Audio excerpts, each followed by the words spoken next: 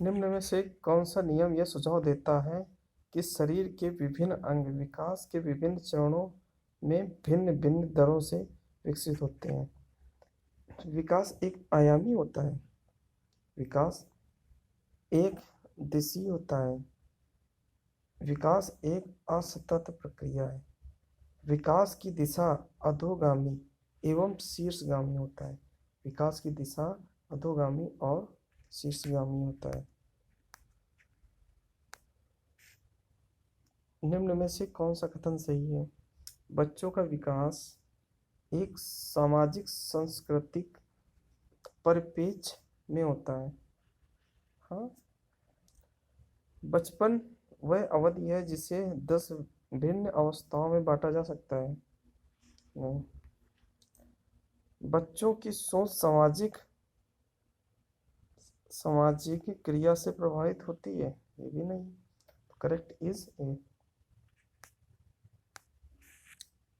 आनुवंशिक विन्यास के पूर्व निर्धारित रूप से प्रकट होने की प्रक्रिया कहलाती है। अनुकूलन नहीं। अधिगम नहीं। समाजीकरण परिपक्वता कहलाती है। डैश सामाजिकरण का प्राथमिक और समाजीकरण का द्वितीयक कारक है।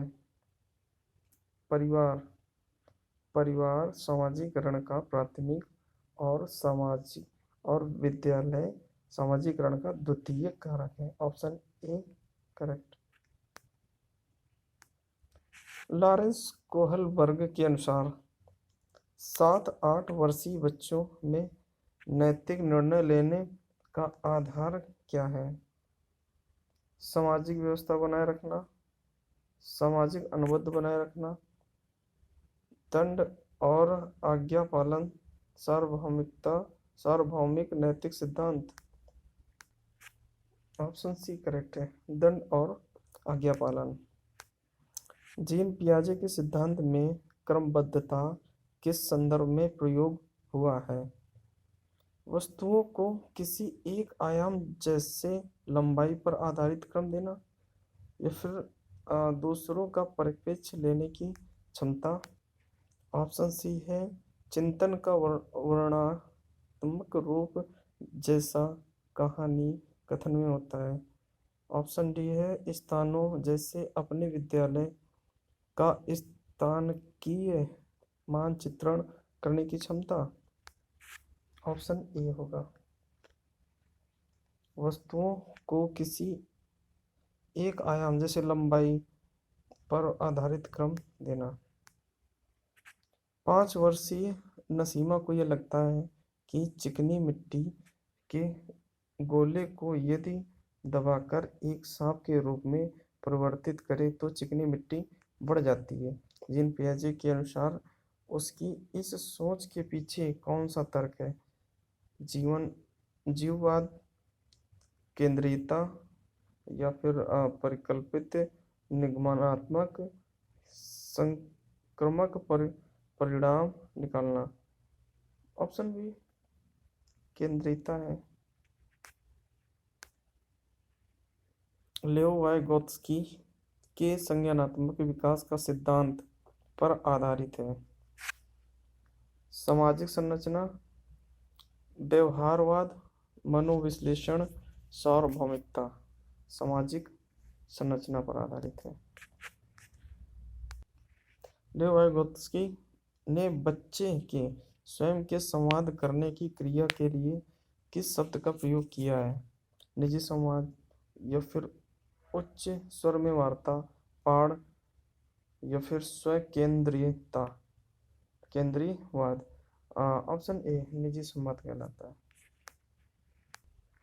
एक प्रगतिशील कक्षा की निम्न में से कौन सी विशेषता है? ड्रिल और अभ्यास पर जोर देना, योग्यता आधारित स्थायी अलगाव, सहयोगिता पूर्ण अधिगम, या फिर पुरस्कार और दंड का प्रयोग। सहयोगिता पूर्ण अधिगम।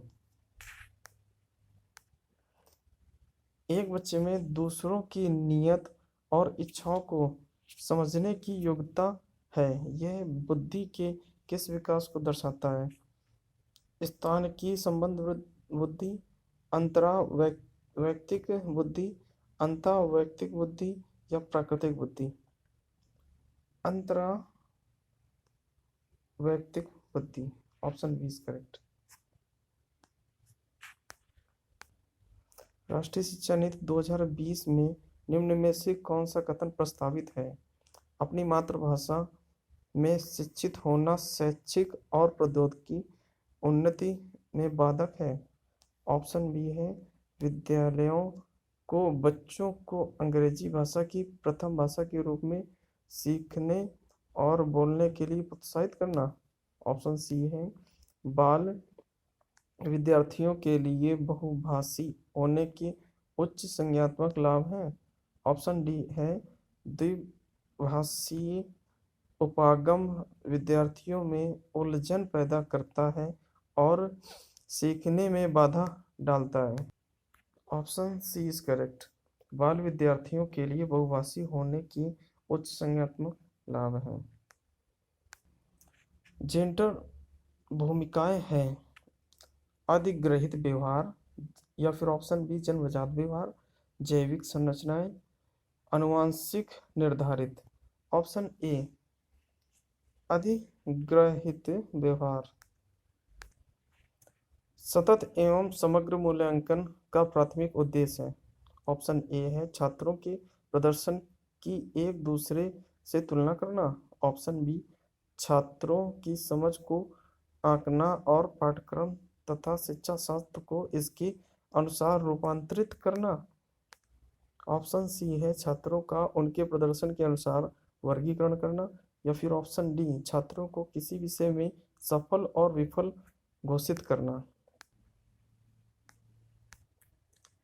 ऑप्शन बी सही है छात्रों की समझ को आंकना और पाठ्यक्रम तथा शिक्षा शास्त्र को इनके अनुसार रूपांतरित करना। अपनी कक्षा के लिए मूल्यांकन पद्धति तय करने से पहले एक शिक्षक को किन बातों पर विचार करना चाहिए? ऑप्शन ए है मेरे अलावा इन परिणामों का उपयोग कौन करेगा। ऑप्शन बी है विशिष्ट छात्रों के अधिगम वक्र का पता लगाने का सर्वोत्तम तरीका क्या है।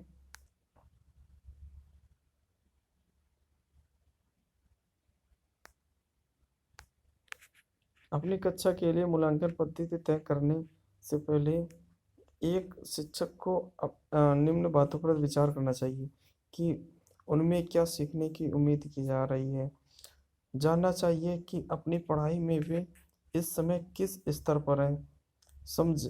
समझना चाहिए कि वे किस प्रकार प्रगति कर सकते हैं, अर्थात क्या पढ़ना चाहिए और कैसे पढ़ना चाहिए। जानना चाहिए कि कब उन्हें लक्ष्य और अपेक्षित परिणाम हासिल कर लिए हैं। समावेशी शिक्षा से अभिप्राय है आर्थिक रूप से कमजोर वर्ग का आरक्षण केवल सरकारी विद्यालयों में ही उपलब्ध करवाया जाए। या फिर ऑप्शन बी दिव्यांग छात्रों को सिर्फ विशेष विद्यालयों में ही शिक्षा दी जाए। ऑप्शन सी है सरकारी विद्यालयों में केवल अंग्रेजी भाषा पढ़ाई जानी चाहिए। ऑप्शन डी है योग्यताओं से परे होकर सभी बच्चों को गुणवत्तीय शिक्षा उपलब्ध कराई जानी चाहिए। ऑप्शन डी करेक्ट है योग्यताओं से परे होकर सभी बच्चों को गुणवत्तीय शिक्षा उपलब्ध कराई जानी चाहिए। एक बच्ची लिखाई में निरंतर कठिनाई का सामना करती है। उसे अक्षर बनाने और शब्दों के बीच अंतराल करने में चुनौती महसूस होती है। यह लक्षण किस अधिगम विकार की ओर इशारा करता है? पठन वैकल्य, आलेख वैकल्य, गणन वैकल्य, ध्यान एवं अति सक्रियता विकार। ऑप्शन बी इज करेक्ट आलेख वैकल्य है। विद्यार्थियों में व्यक्तिगत भिन्नताओं को पूरा करने के लिए एक शिक्षक को ऑप्शन ए मानकीकृत पद्धतियों और आकलन के तरीकों का उपयोग होना चाहिए। या फिर शिक्षा शास्त्री उपगमों और मूल्यांकन के विविध साधनों का उपयोग होना चाहिए। ऑप्शन सी, रटन आधारित अधिगम को निर्धारित करने के लिए एक रूप शिक्षा शास्त्र का इस्तेमाल करना और योगात्मक आकलन पर बल देना चाहिए। Option B correct. शिक्षा शास्त्रीय उपगमों और मूल्यांकन के विविध साधनों का उपयोग करना चाहिए। निम्न में से कौन सा सृजनात्मकता का अनिवार्य लक्षण है? अपसारी चिंतन, आवेगशीलता, सोच में केंद्रीकरण, अपसारी चिंतन। अपसारी चिंतन करेक्ट है। छोटे बच्चे ज्ञान की संरचना और अर्थ किस प्रकार निकालते हैं? सक्रिय अन्वेषण द्वारा, खेल द्वारा, पदार्थों पर क्रिया और प्रयोग द्वारा, या फिर सहपाठियों और वयस्कों संग सहभागिता द्वारा। All is correct. Option D. एक अध्यापिका बच्चों को फोन नंबर रटने के लिए फोन नंबर के 10 अंकों को 3-4 अंकों के समूह में बांटकर याद करना सुझाती है। अध्यापिका द्वारा सुझाई गई ये रणनीति कहलाती है। ऑप्शन ए खंडीकरण, ऑप्शन बी कोट लेखन, ऑप्शन सी स्वागीकरण, ऑप्शन डी अनुकूलन। ये है अखंडीकरण। Option A खंडीकरण। निम्न में से अधिगम की कौन सी दशा पर विद्यालयों में सबसे अधिक बल देना चाहिए? परिवेश में सहभागिता द्वारा, कौशलों और ज्ञान का अर्जन, विषय वस्तु को रटना, ये तो हो नहीं सकता, दूसरों को निष्क्रिय अनुकरण, ये भी नहीं हो सकता, उद्दीपन अनुक्रिया संबंधों द्वारा व्यवहार का अनुबंधन। तो ऑप्शन ए करेक्ट है। परिवेश से सहभागिता द्वारा कौशलों और ज्ञान का अर्जन। निम्न में से कौन सा युग सामाजिक संरचनात्मक उपागम के अनुसार छात्रों के पढ़ने को सुसाध्य करता है? ऑप्शन ए फर्स्ट पॉइंट है, सलमा विद्यार्थियों को नए शब्द सिखाने के लिए फ्लैश कार्ड का उपयोग करती है और उनके सही उत्तरों के लिए उन्हें टॉफी देकर पुरस्कृत करती है। ये तो हो नहीं सकता। परामति विविध प्रकार की पुस्तकें अपने विद्यार्थियों को पढ़ने के लिए देती है। जो विद्यार्थी एक विशिष्ट पुस्तक पढ़ते हैं उन्हें नियमित रूप से पुस्तक पर चर्चा करने के लिए कहती है। हाँ यस, ये तो सही है। अर्धंती नए शब्दों का अर्थ समझने के लिए संदर्भ संबंधित संकेतों के इस्तेमाल पर बल देती है। हाँ ये भी करेक्ट है। रेखा अपने विद्यार्थियों को उन शब्दों को 5 बार लिखने के लिए देती है जो वे वर्तनी परीक्षा में गलत है। ये गलत है। तो ऑप्शन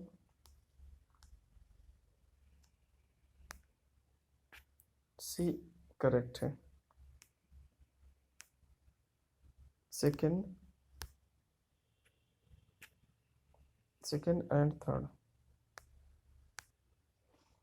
एक शिक्षक होने के नाते आप अपने छात्रों में समस्या समाधान क्षमताओं को किस प्रकार सुसाध्य कर सकते हैं? अपने विद्यार्थियों में डर की भावना पैदा कर। ऑप्शन बी समस्याओं के हल हेतु अटल तरीके के इस्तेमाल को बढ़ावा देकर। ऑप्शन सी समरूपों के इस्तेमाल को बढ़ावा देकर। ऑप्शन डी निष्क्रिय रटन पद्धति के इस्तेमाल को बढ़ावा देकर। ऑप्शन सी करेक्ट है, समरूपों के इस्तेमाल को बढ़ावा देकर। अगर विद्यार्थी अपने कार्य की सफलता को आंतरिक कारणों पर आरोपित करते हैं तो उनमें की भावना उत्पन्न होती है, गर्व की। शर्म नहीं होगा, गुस्सा नहीं होगा, उत्कंठा नहीं होगा, गर्व। Option C correct. इस्तेमाल शिक्षा के प्राथमिक स्तर पर बहुसंवेदनीय उपागम के इस्तेमाल को प्रोत्साहित करना चाहिए, क्योंकि यह अधिगम और अधिक प्रभावशाली बनाता है। यह कुछ बच्चों को शिक्षा से वर्जित करने के मौके देता है।